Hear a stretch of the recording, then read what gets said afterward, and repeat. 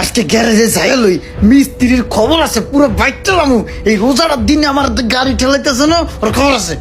Watt বেটা watt, এই রোজা রমজানের দিনে একটু বিটা মাথায় দিয়ে তোর লগে গালি গালাজ করবো না, মুখ খারাপ করবো রে। ওই বেটা তুই দুদিন পর পর কি ঠিক করে দিয়েছে এটা? রোজার রাইতে আমি গাড়িটা ঠেললে গ্যারেজ পর্যন্ত আইছি, মাথাটা গরম হয়ে গেছে। ঠিক আছে আজকে পাগলা এরকম চিত্তা টিপ্তা আইলো কে যা দেখি। কি ভাই কি হয়েছে বলেন? কি হয়েছে ভাই বলেন মানে? ওই মেয়ে তুমি আবার কি ঠিক করে দাও গাড়ি? দুদিন পর পর গাড়ি যায় নষ্ট হইয়া। ওই মেয়ে তোমার কি আমি টাকা দিব না ঠিক করে গাড়ি? তুমি কি ভাবছো তোমার টাকা মেরে খাইলাম? এই রোজার দিন আবার গাড়ি ঠেলে তো কিনলে গা আমার বুঝো গাড়ি বন্ধ হইলো কিনলে গা মিয়া? গাড়িটা রাস্তার মধ্যে বন্ধ হয়ে গেছে গা, হাজার হাজার মানুষের সামনে আমার ইজ্জত গেছে গা, আমার রোজাটা বাতি হয়ে গেছে, আমার রোজাটা হালকা হয়ে গেছে মিয়া। কি হয়েছে ওটা কন তাইলেই তো হয়, আমি ওটা ঠিক করে দেই। কিসে কর?